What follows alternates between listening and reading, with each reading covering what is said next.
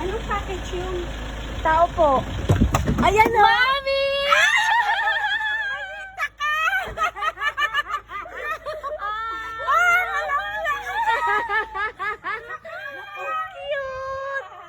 Pinagkaisa ka ng dalawa. Tsaka ni Ate Donna.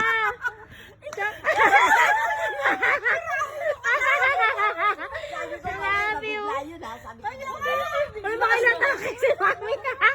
Ayusin ko lang. Eh po, ayusin ko. Sige po, may dala po ako ng breakfast, Mami. Ikaw papasok sa loob, Mamaya na Gina. ako mag-explain.